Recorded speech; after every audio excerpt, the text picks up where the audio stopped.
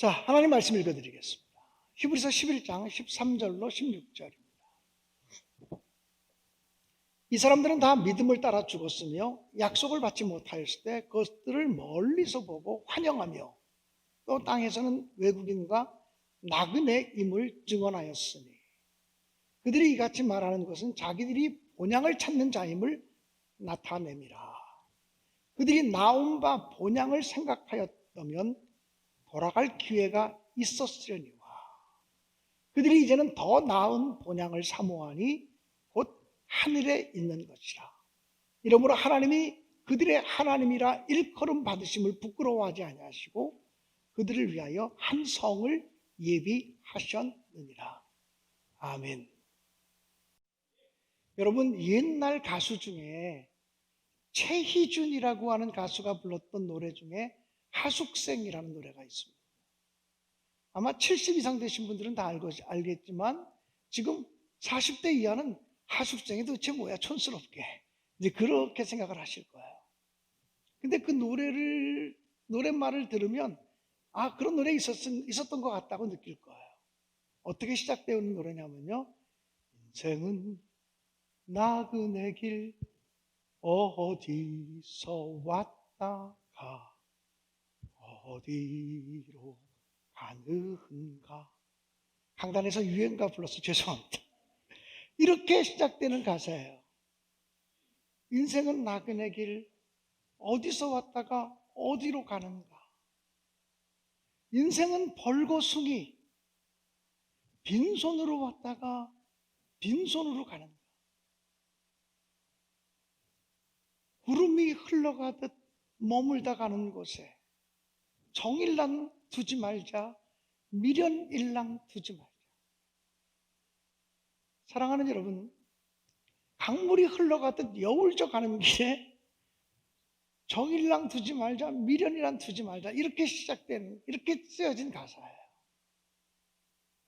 그 가사의 노랫말을, 그 노래의 그 가사를 이렇게 읽으면 성경이 얘기하는 것과도 조금 일맥상통한다는 느낌이 들어요.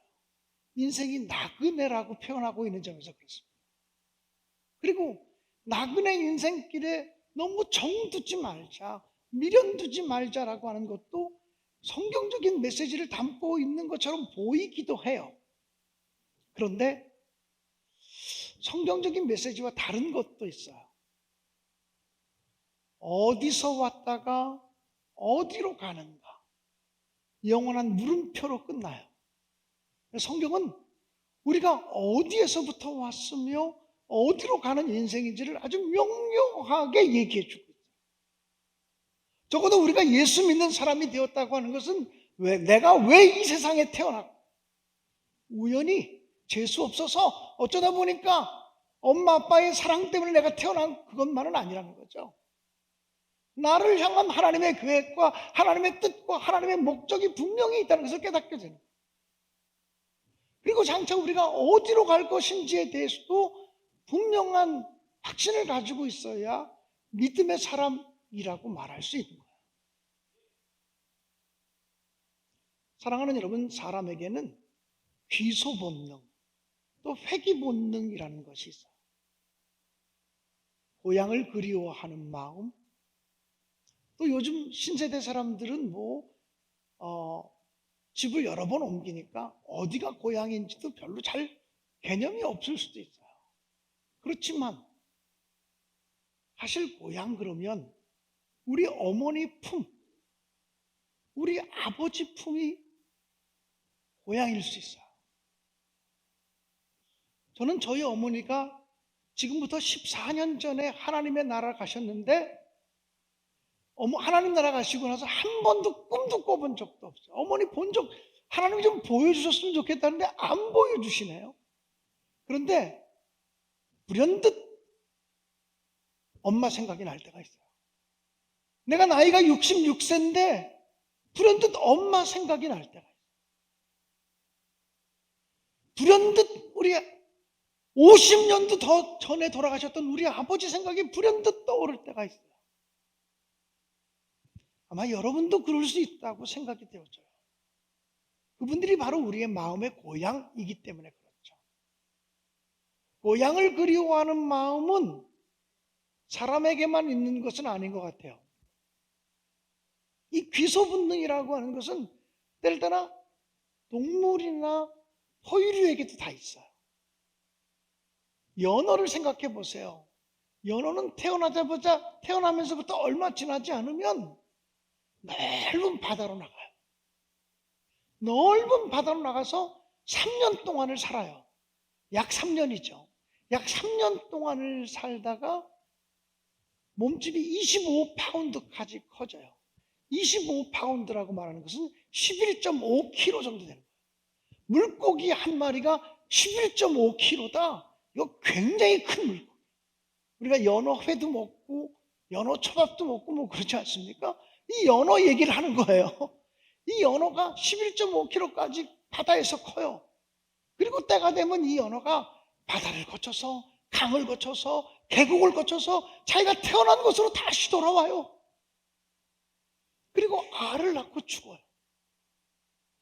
다시 깨어난 그 알은 얼마 동안 그 담수천에서 성장하다가 또 바다로 나가요.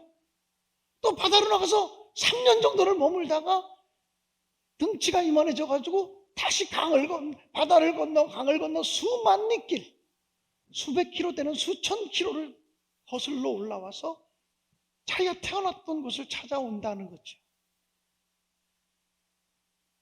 고향으로 돌아가고 싶은 마음은 사람에게만 있는 마음은 아니에요. 이런 측면에서 보면 고향이 그리워도 못 가는 인생들, 그들에 대한 긍휼의 마음을 우리가 품고 살아야 되겠다는 생각이 들기도 해요. 실향민들이죠. 그래서 그 실향민들에게는 향수병이 있어요. 지금 내가 태어났던 고향보다 지금 내가 살아가는 이 땅이 훨씬 잘 살고 훨씬 편하지만 그 고향에 한번 가보고 싶은 마음, 고향의 산천을 한번 보고 싶은 마음, 내 고향 땅에 흘러가던 실개천을 한번 보고 싶은 마음이 우리에게 남아있다. 언제나 우리나라가 다시 통일이 되어서 자유롭게 남북을 왕래하면서 노래할 수 있는 날이 올까? 나의 살던 고향은 꽃피는 산골이라고 다시 즐겁게 노래할 수 있는 날이 올까라는 생각이 들어요. 그런 측면에서 보면 우리 그리스도인들은 어떤 경우에도 사상과 이념을 초월해서 통일을 위해서 기도하고 통일을 위해서 힘쓰고 통일을 위해서 헌신하는 사람들이 되어야 한다고 저는 분명히 믿습니다.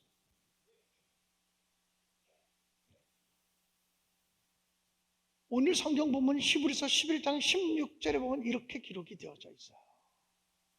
그들이 이제는 더 나은 본향을 사모하니 하늘에 있는 것이다. 우리가 돌아갈 고향은 사실은 두 가지가 있어요. 하나는 육신의 고향이죠. 내가 태어난 곳입니다. 또 하나의 고향은 우리의 영혼의 고향이 있어요. 우리 영혼이 시작되어진 곳, 우리 생명이 시작되어진 곳, 그것이 바로 하나님 나라라고 하는 것입니다. 여러분, 믿음의 조상 아브라함에게 그 아브라함이 갈대아 우르에 살고 있을 때에 하나님이 아브라함을 찾아오셨어요. 그리고 아브라함을 부르십니다. 아브라함아, 아브라함아, 너는 너의 본토 친척 아비집을 떠나 내가 너에게 지시할 땅으로 가라 그래요. 그때 아브라함이 예 알겠어요, 하나님이 떠나라고 하시니까 본토 친척 아비집을 떠나겠습니다라고 순종하면서 하나님께 또 물어보았을 거예요. 하나님 어디로 가야 돼요? 어디로 가란 말이에요? 네가 믿고 떠나면 내가 가르쳐 줄 거야. 그래도 하나님은 어디로 가는지를 알고 가야 이사를 갈 거 아닙니까? 성경은요, 너의 본토 친척 아비집을 떠나 내가 너에게 지시한 땅으로 가라고 말하지 않았어요. 내가 너에게 지시한 땅으로 가라고 말한 적이 없고요. 지시할 땅이라는 거예요. 그러니까 아브라함이 이 명령에 순종하는 것이 굉장히 어렵고 쉽지 않아요. 하나님이 나를 어디로 이끌고 가시는지도 알 수도 없어요. 다만 아브라함에게 있는 확신은 하나님의 인도하심을 따라가면 하나님이 나를 책임져 주시고, 하나님의 인도하심을 따라가기만 하면 하나님이 우리 가정을 책임져 주신다는 확신을 갖고 가는 거예요. 그게 바로 믿음이에요.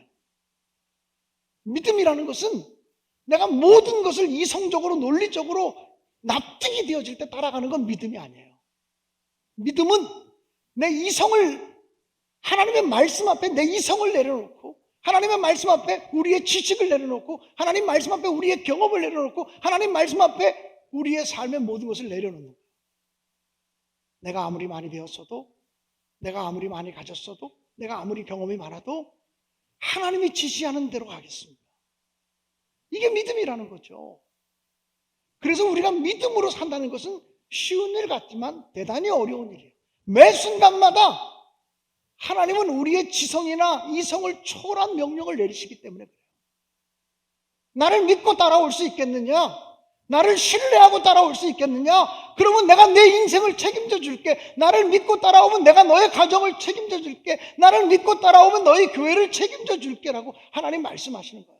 자녀 때문에 염려하지, 자녀들 키우는 거 힘들지, 너의 자녀들의 문제도 내게 맡기고 신뢰하고 따라오면 너희 자식들 내가 책임져 줄게 라고 하나님 말씀하시는 거죠.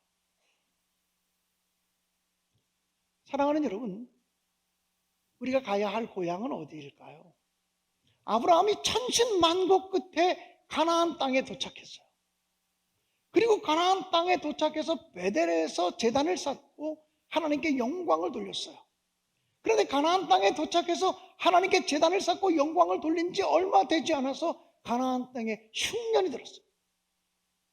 그래서 이 아브라함은 가나안 땅에 살 수가 없었어요. 그럼에도 불구하고 아브라함은 고향 땅으로 되돌아가지 않았어요. 하나님의 약속 믿고 따라왔는데, 하나님 말씀 믿고 따라왔는데, 와, 여기도 왜 고난이 있어? 나 하나님 안 믿을 거야. 나 옛날로 되돌아갈 거야 하고 옛날로 되돌아가지 않았다라고 하는 사실이에요. 우리가 신앙생활 하다가 힘들고 어렵다고 해서 옛날로 되돌아가지 마세요. 과거로 되돌아가는 것은 신앙이 아니라는 거죠. 여러분, 비행 항로 중에 불환 지점이라는 것이 있다 그래요. 불환 지점. 공항에서 비행기가 이륙하잖아요. 이륙하는데 비행기가 조금 이상한 것 같아. 이거 정비 상태가 조금 이상한 거거나 비행사 느낌이, 비행하는 조종사의 느낌이 있잖아요. 이거 조금 이상한 것 같아. 그럴 때 돌아올 수 있는 지점이 있고, 아무리 이상하다고 느껴도 더 이상은 돌아올 수 없는 지점이 있다는 거예요. 돌아올 수 없는 지점을 불안 지점이라고 해요. 그 불안 지점을 넘어가면 끝까지 목적지까지 가야 되는 거예요. 저는 신앙적으로 볼 때 지금 여기 계신 분들 가운데 거의 대부분은 신앙의 불안 지점을 넘어서신 분이라고 생각해요. 내가 예수 믿은 세월이 얼마인데, 내가 예수님을 위해서 헌신한 시간이 얼마인데, 예수 믿다가 시험 들고 예수 믿다가 속상한 일이 있다고 옛날로 되돌아갈 수 있냐 말이에요. 교회가 실망스러운 일이 있다고 옛날로 되돌아갈 수 있냐 말이에요. 절대 그럴 수 없어요. 우리는 이미 신앙의 불안점을 지나간 사람이에요. 목적지, 우리의 신앙의 목적지에 하나님의 나라가 있고 하나님의 상급이 있다는 것을 의심 없이 믿고 나가야 되는 사람들이라고 하는 사실입니다. 이 사실이 흔들리지 않게 되기를 주의 이름으로 간절히 축원합니다. 사실은 오늘 2부 예배 때도 새가족이 등록을 했어요. 새가족이 등록했는데 성도라고 써서 성도님 안녕하세요 하고 이제 새가족 환영실에서 만났어요. 연세도 70이 넘으신 어른이에요. 남자분이었고요. 근데 이렇게 얘기하다 보니까 교회는 다니셨어요? 그랬더니 예, 사실은 장로교 안수 집사였습니다. 그래요. 지금 안수 집사입니다가 아니라 안수 집사였습니다. 한때 신앙생활 열심히 하다가 코로나 때 쉬었다는 거예요. 조금 쉬다 보니까 교회 안 나가도 뭐 아무 일도 안 생기네? 하루 한 주 쉬고 두 주 쉬고 세 주 쉬고 일주일 한 달 쉬고 두 달 쉬고 이러다가 신앙이 미끄러졌다. 근데 우리 교회 김용순 전사님 요즘 전도 너무 많이 하거든요. 우리 교회 김용순 전사님하고 김기임 권사님, 그분들 다 우리 교회 새 예배당 짓고 오신 새 가족들이에요. 그분들이 얼마나 많은 분들을 전도해 갖고 오는지 몰라요. 금영순 전도사님이 하는 카페가 있는데 거기 카페 가서 커피 마시려고 가면 그렇게 오셔서 우리 교회 자랑을 하고 우리 교회 가자고 얘기를 한대요. 자기도 교회 다녀봐서 아는데, 안수 집사기 때문에 오랫동안 교회 다녀봐서 아는데 자기 교회 자랑 그렇게 하는 거 쉽지 않은데 입만 열면 신내 교회 자랑하면서 우리 교회 가자고, 우리 교회 한 번만 가자고, 한 번만 가자고 그래서 어떤 교회인지 한번 가보고 싶더라고요. 사랑하는 여러분, 그래서 제가 그분에게 그런 얘기 했어요. 힘들게 나오셨지만 사실은 오늘 설교 때 말씀한 것처럼 이미 불안 지점을 지나선 성도님인 것 같아요. 이제는 다시 옛날로 가지 마시고 가속도 붙여서 신앙생활 하시기 바란다고 부탁을 했어요. 그분이 그렇게 하겠다고 약속을 하고 기도해드리고 돌려보냈어요. 사랑하는 여러분, 아브라함은 또 이삭과 야곱은 하나님을 딱 따르고 신뢰하고 살아가다가 고난을 당한 적이 있어요. 어려움을 당한 적이 있어요. 그때 옛 고향으로 되돌아가지 않았어요. 광야길을 걸어가던 이스라엘 백성들은요, 광야길 40년을 걸어가다가 조금만 어려운 일이 생기면, 조금만 속상한 일이 생기면 옛날로 되돌아가자, 다시 애굽 땅으로 되돌아가서 종살이 하자고 얘기했어요. 또 어떤 때는 하나님이 자기들에게 세워주신 모세, 아론, 모세와 아론을 돌로 쳐 죽여서라도 우리가 옛날 땅으로 되돌아가자, 종으로 되돌아가자는 얘기를 했어요. 그들이 과거 지향적인 습성이 완전히 개선될 때까지 하나님은 그들을 새 땅, 새 역사의 주인공이 되지 못하게 하셨다는 사실을 기억해야 돼요. 아브라함은 왜 고향 땅으로, 이삭은, 야곱은 왜 고향 땅으로 되돌아가지 않았을까요? 히브리서 11장 10절을 보면 이렇게 기록이 되어져 있어요. 이는 그가 하나님이 계획하시고 지으실 터가 있는 성을 바랐습니다. 옛 고향이 아니라 하나님의 성, 하나님이 계획하신 성, 하나님이 예비하시고 하나님이 준비하신 성, 하나님의 도성을 바라보고 있었기 때문에 그렇다고 말합니다. 저와 여러분, 우리 모두가 하나님의 도성을 바라보고 나가는 믿음의 사람이 되어지길 간절히 바라요. 하나님의 도성, 그것은 바로 천국이고 하나님의 나라이고 천성이고 낙원이죠. 그 나라를 바라보고 나가는 여러분 모두가 되시기를 주님의 이름으로 간절히 축원합니다. 사도 요한 선생님은, 요한 사도죠. 사도 요한은 밤모섬에 유배되어져 있을 때 성령의 감동함을 받아서 천국을 환상으로 보았어요. 그리고 자기가 바라보았던 천국을 요한계시록에 기록했어요. 요한계시록 21장 2절 3절인가요? 좀 띄워줘 주세요. 3절 4절이군요. 이렇게 기록이 되어져 있어요.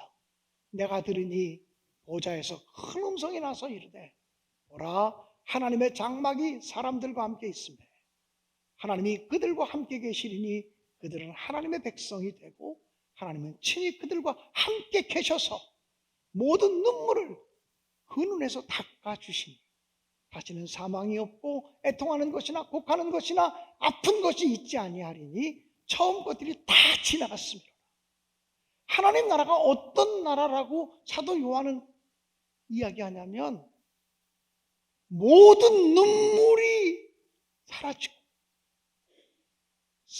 애통하는 것이나 곡하는 것이나 죽는 것이나 아픈 것이 없는 나라가 하나님 나라라고. 지금 육신의 질병으로 고통당하고 있는 사람이 있다면 하나님 나라를 사모하세요. 눈물도 아픔도 애통도 곡하는 것도 없는 그 하나님의 나라가 여러분에게 위로가 되어줄 수 있기를 주님의 이름으로 간절히 축원합니다. 저는 중학교 3학년 때 아주 분명히 기억하는데 중학교 3학년 때 제 모교회였던 우이감리교회에서 부흥회를 참석했어요.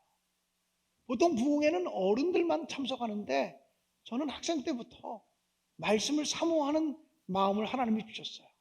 그래서 제가 어른들이 주로 참석하는 부흥회에 참석해서 말씀을 듣는데 그때 부흥 강사님이 천국에 대해서 설교하셨어요. 중학교 3학년 때면요, 지금 제 나이로 보면요 50 몇 년 전이에요. 50 몇 년 전에 받은 설교를 지금도 기억하고 있어요. 그때 우리 교회에 부흥 강사로 오신 분은 여러분도 잘 아는 목사님, 지금은 고인이 되셨지만 얼마 전까지 우리 지방 금난교회 담임 목사로 섬기셨던 김홍도 목사님. 제가 중학교 때니까 김홍도 목사님이, 제가 나이 계산해, 그분 연세를 제가 알거든요. 계산해 보니까 그때 30대 후반 아니면 40대 초반 정도일 것 같아요. 30대 후반 아니면 40대 초반, 42, 3살 이내일 것 같아요. 그 젊은 목사가 와서 부흥회를 인도하시는 것이었는데 그때 천국에 대한 설교를 했어요. 근데 중학교 3학년짜리가 그 천국에 대한 설교를 들으면서 가슴이 터질 것처럼 감격했어요.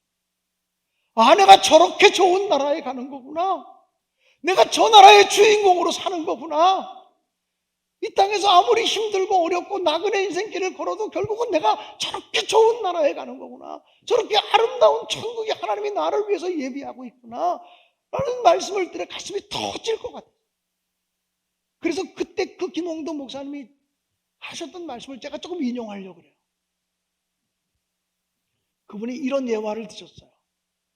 어느 집에 어린아이가 태어났는데 얼마 되지 않아서 사고를 만나가지고 눈이 실명돼서 앞을 못 보는 소녀가 되었다. 그래서 이 소녀가 어둠 속에서 살아가고 있었고 부모님은 너무나 자기 딸이 앞을 못 보니까 너무나 안타까워서 이 딸을 어떻게든지 보게 해줄 마음으로 개안 수술을 해주려고 백방으로 노력하다가 눈을 기증해 주겠다는 사람을 만나서 개안 수술을 하게 됐다. 그래서 눈을 개안 수술을 했는데 의사가 말하기를 수술이 너무너무 잘 됐다 그러고 때마다 차도가 너무 좋다고 얘기하고 어쩌면 이렇게 차도가 좋은지 모르겠다고 얘기를 하더래요.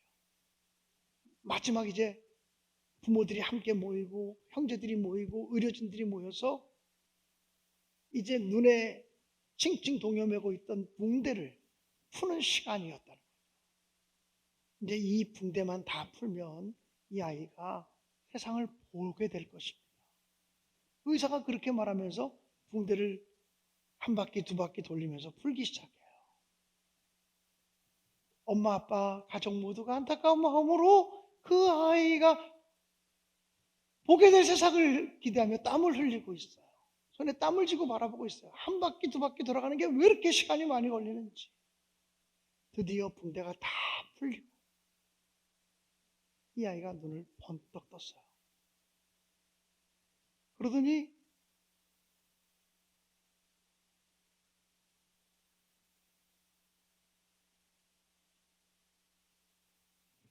세상을 자꾸 바라보는 거예요. 엄마가 뭐가 보이니? 뭐가 보이니? 이렇게 물어요. 아빠도 옆에서 뭐가 보이니? 뭐가 보이니? 라고 물어요. 의사 선생님도 지금 뭐가 보이세요? 뭘 보고 있어요? 라고 해요. 근데 이 아이가 아무 말도 안 하고 계속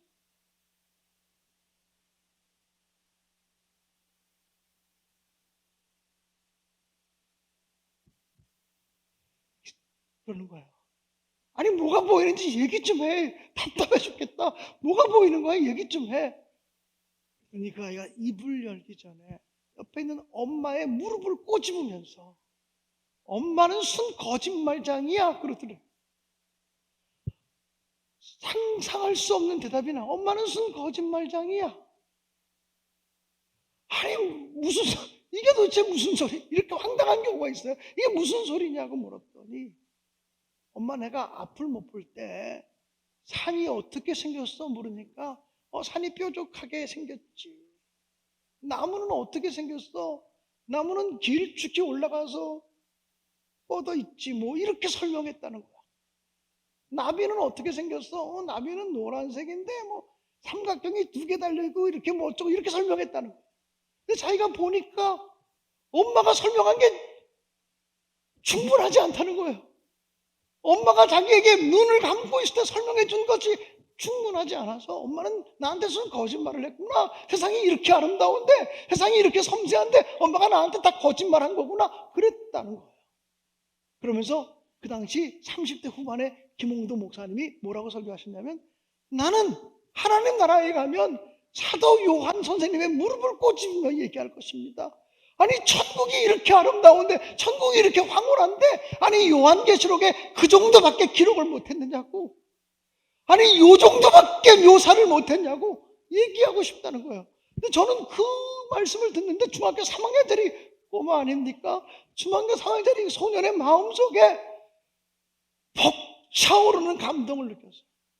그 감동을 저는 지금도 기억하고 있어요. 아, 그렇구나. 나도 하나님 나라에 가면 사도 요한의 무릎을 꼬집으면서, 아니 그 정도밖에 표현력이 없어요, 그 정도밖에 묘사를 못하셨어요 라고 얘기하고 싶다는 생각이 들었어요. 여러분이 생각하는 것보다, 여러분이 꿈꾸는 것보다, 여러분이 성경을 읽으며 확인하는 것보다 하나님이 여러분을 위해서 마련하신 최후의 본향 천국은 훨씬 더 아름답고 훨씬 더 찬란하고 훨씬 더 완전한 나라라고 하는 사실을 기억하십시오. 존 켈리라고 하는 신학자에 의하면 천국은요, 사랑의 나라요, 평화의 나라요, 풍요로움의 나라요, 하나됨만 있는 나라라고 이야기했습니다. 좀 오래된 얘기인데요, 예전엔 나라와 나라 사이를 요즘은 이동할 때 다 비행기로 이동하지만, 비행기가 활성화되지 않았을 때 나라와 나라 사이를 이동할 때는 큰 여객선을 가지고 배를 타고 이동할 때가 많았습니다. 그 시대의 이야기입니다. 어떤 미국 선교사 한 사람이 아프리카에 가서 선교를 했습니다. 아프리카에서 최선을 다해서 선교를 했는데 그곳에서 어린 자녀가 풍토병에 걸렸습니다. 풍토병에 걸렸는데 아프리카에 좋은 약이 없고 또 치료 시기도 놓쳐서 어린 아이가 아프리카에서 목숨을 잃고 말았습니다. 아들이 죽고 나니까 그 엄마, 부인된 선교사가 우울증이 걸렸습니다. 하나님, 내가 하나님을 위해서 헌신하려고 아프리카까지 왔는데 하나님이 왜 나를 데려가지, 내 자식을 데려갑니까? 나를 차라리 데려가지 왜 내 아들을 먼저 데려갑니까? 그러면서 원망하다가 우울증이 걸렸습니다. 그래서 더 이상 부인이 아프리카에 남아서 사역할 수 없기 때문에 부인도 미국으로 돌려보냈습니다. 남아있는 선교 사역이 있기에 남편 목사님 혼자 남아서 선교 사역을 감당하다가 본인도 본인이 받은 스트레스 때문에 쓰러져서 중풍이 왔습니다. 전신마비는 아니지만 몸, 손과 발에 마비가 왔습니다. 더 이상 선교를 할 수가 없어서 고향으로 가는 배에 몸을 실었습니다. 근데 마침 그 배에는 당시 미국 대통령이 여름 휴가를 아프리카로 왔다가 그 배를 타고 미국으로 돌아가는 길이었습니다. 그래서 그 배에 미국 대통령과 그 수행원들과 일행들이 타고 있었습니다. 드디어 그 여객선, 그 배가 샌프란시스코 항에 도착을 했습니다. 샌프란시스코 항에 도착했는데 모든 그 승객들은 다 그 자리에 있으라고, 그리고 대통령과 대통령의 일행이 다 내릴 때까지 움직이지도 못하게 했습니다. 대통령을 위해서 붉은 카페트가 깔리고, 그리고 군악대가 나와서 연주합니다. 예포가 울려 퍼집니다. 대통령을 보기 위해서 수많은 군중들이 나와서 환호성을 외치고 함성을 외칩니다.